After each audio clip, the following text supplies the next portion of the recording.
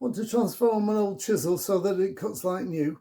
This is how I go about it. Okay, we've got the handle cleaned up, and I've cleaned up the ferrule as well. But now we need to look at the blade and what we're going to do with that. And this is the important stuff. This is the bit where you need to take your time.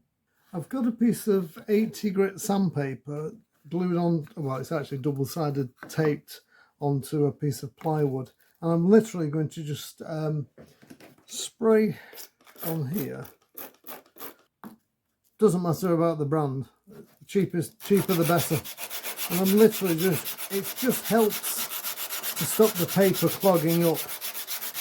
And I'm just going to run the chisel backwards and forwards. Now this does take some time, and there's no shortcuts to it. You just have to keep going. Well, let's just have a very quick look as to what we've actually got. Got a bit of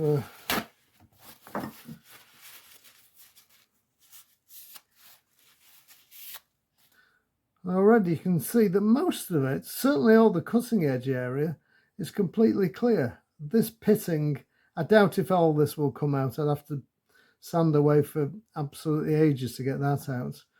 But we could actually go on from here. I'm going to do a little bit more just to see if I can improve it slightly more. But it could take you 5 minutes. It could take you half an hour. Just depends how bad the chisel is. But all that black you can see, that's actually metal.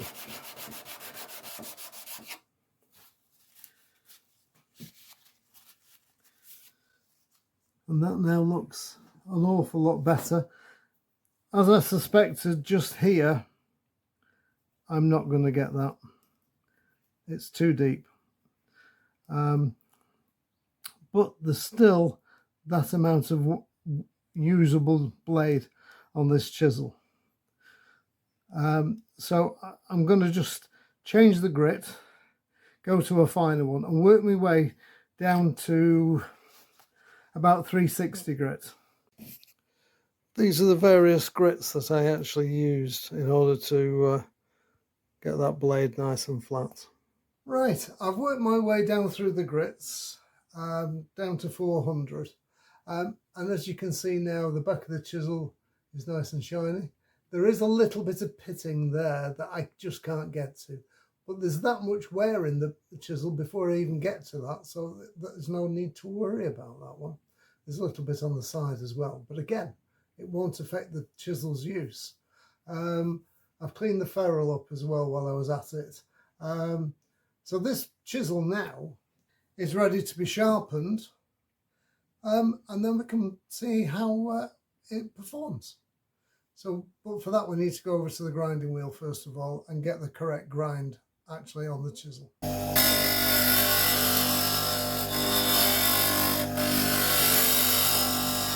So it's a case of grind, cool, grind, and cool.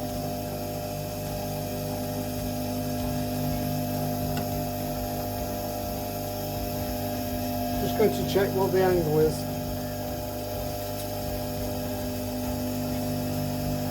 Yep, that's looking pretty good.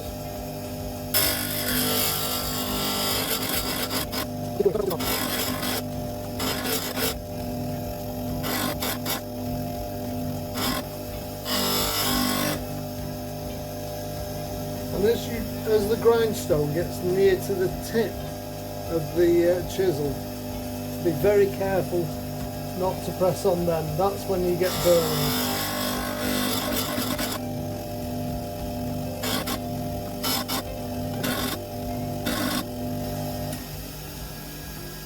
That's looking pretty good now. Now there's lots of different ways or different sharpening systems that you can use to actually sharpen your chisel. I like to keep it simple, quite frankly. So we're not talking about using Tormax or sort of powered sharpening. We're talking about straightforward hand sharpening. Now, if you don't have any form of sharpening stone, you could use wet and dry sandpaper stuck to a piece of glass. It works, That's how we've polished this up in the first place. And it's cheap, certainly when you're starting off. But if you've got an oil stone, if you've got water stones, which are a bit more advanced and a bit more niche, and if you're into fine woodworking, yeah, fine. But if you're more of a beginner or starting out, I use a diamond stone. I use just a simple double-sided one. It's 400 on one side and 1200 on the other. And all I do is I use a bit of fluid onto it. I'll bring the camera down so you can see. So, quick spray of fluid. Feel your angle and then just lift up ever so slightly. And if you can learn to sharpen by hand like this, which does take some practice, I'm not saying that it doesn't. Of course it takes practice. It's like most things. But if you can learn to sharpen like this, rather than using jigs, it's so much quicker. That's probably it. Yep, I've got a nice burr on the back of that. I can feel that, no problem at all. I'm going to just put it onto the blade flat onto the sharpening stone, because this is a 400 grit.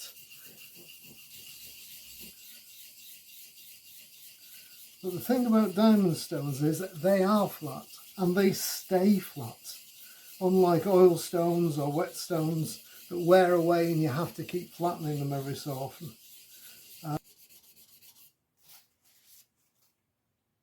Yep, I think we're good there. So we're finished with the 400. Flip it over. 1200. Now again, it will be grinding a little bit away, but it's more polishing it. I'm just going to tip up a little bit, just a few strokes.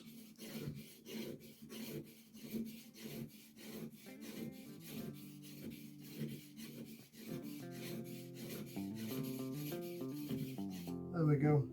Flip it back over.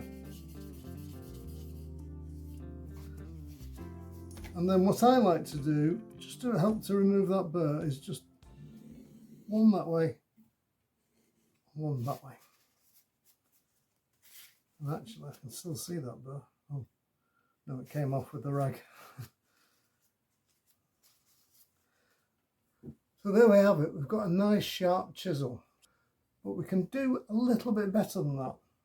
If I just swing you over to where the vise is, just there. I've got a leather strop in the vise. So I'm going to polish that blade now. Just stroke it along like so. I'm going to do that about 20 or 30 times.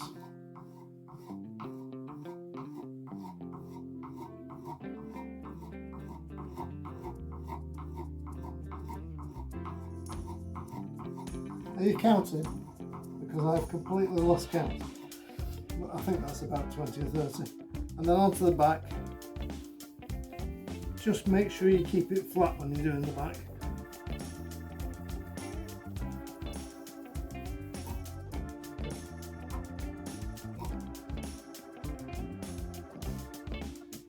So now it's really shiny. Let's put a piece of wood in there and see how we go. Okay, I've got a little mortise marked out on this piece of pine. So let's try the chisel out on that.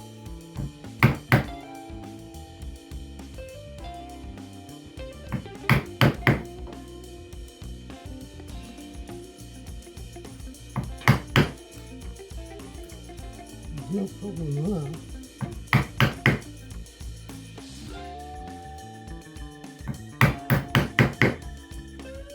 So that's working absolutely fine.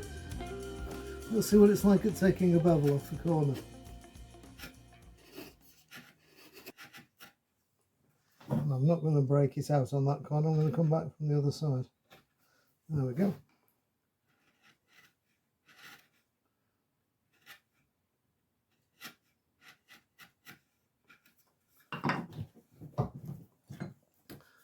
There. Can you see that? Lovely clean bevel on that edge. And the start of a mortise there.